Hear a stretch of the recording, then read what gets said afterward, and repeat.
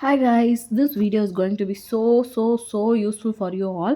இந்த வீடியோவில் யூஸ் பண்ணியிருக்க எல்லா ப்ராடக்ட்ஸுமே ஒரு பிரைடல் லுக் க்ரியேட் பண்ணணும்னா என்னென்ன ப்ராடக்ட்ஸ் யூஸ் பண்ணுமோ அதை வச்சு தான் யூஸ் பண்ணியிருக்கேன். நம்ம போடுற எந்த மேக்கப்பாக இருந்தாலும் சரி எல்லாமே ஒரே ப்ராசஸ் தான். பட் அதை எப்படி நம்ம ஃபினிஷிங் கொடுக்குறோம், எப்படியெல்லாம் நம்ம வந்து டிஃபைன் பண்ணி காட்டுறோன்றது தான் நமக்கு அவுட்புட்டாக வரப்போகுது.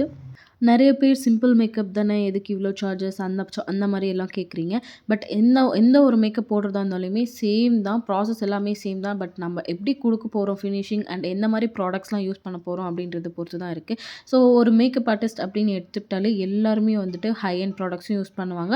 அண்ட் லோ பட்ஜெட்னு இப்போ பார்த்தீங்கனாலும் அதுவுமே ஒரு நல்ல குட் ப்ராடக்ட்ஸில் தான் இன்வெஸ்ட் பண்ணுவாங்க. எந்த ஒரு ஃபேக் ப்ராடக்ட்ஸோ எந்த ஒரு லோ பட்ஜெட் அதில் வந்து ஃபினிஷிங் கொடுக்க முடியாதுன்னு தெரிஞ்சும் எந்த ஒரு மேக்கப் ஆர்டிஸ்ட்டும் யூஸ் பண்ண மாட்டாங்க. அண்ட் அது மட்டும் இல்லாமல் நாங்கள் போடுற எஃபோர்ட் லைக் 2 to 3 ஹார்ஸ் நின்றுட்டே நாங்கள் ஒர்க் பண்ணணும், ஃபினிஷிங் கொடுக்கணும். ஃபினிஷிங் கொடுக்கலன்னா கிளைண்ட்டுக்கு சாட்டிஸ்ஃபை ஆகலைன்னா அகைன் நம்மளுக்கு கஸ்டமர்ஸ் வரமாட்டாங்கன்ற பயம் உள்ளுக்குள்ளே இருந்துகிட்டே இருக்கும். ஸோ இந்த மாதிரி நிறைய வந்து மேக்கப் ஆர்டிஸ்ட்டும் கோ த்ரூ பண்ணுறாங்க. And high and products like எல்லாமே ஸ்டார்டிங் ஃப்ரம் 3000 4000 5000 இப்படி தான் இருக்குது. அண்ட் இதுக்கெல்லாமே சேர்த்தி தான் நாங்கள் எல்லாமே வந்து பட்ஜெட் வந்து ஃபிக்ஸ் பண்ணுறோம். So it was not like simply go to அப்படின்ற மாதிரிலாம் ஒன்றுமே கிடையாது. எல்லாத்துக்கும் தகுந்த மாதிரி தான் நாங்களும் வந்து சார்ஜ் பண்ணுறோம். So please try to understand our side also. இந்த வீடியோவில் க்ரியேட் பண்ணியிருக்க லுக் உங்களுக்கு ரொம்ப பிடிச்சிருக்கும்னு நினைக்கிறேன். ஈவன் இன்ஸ்டாகிராமில் நிறைய பேர் நல்ல கமெண்ட்ஸ் கொடுத்துருந்தீங்க. Thank you so much for every one. Bye bye.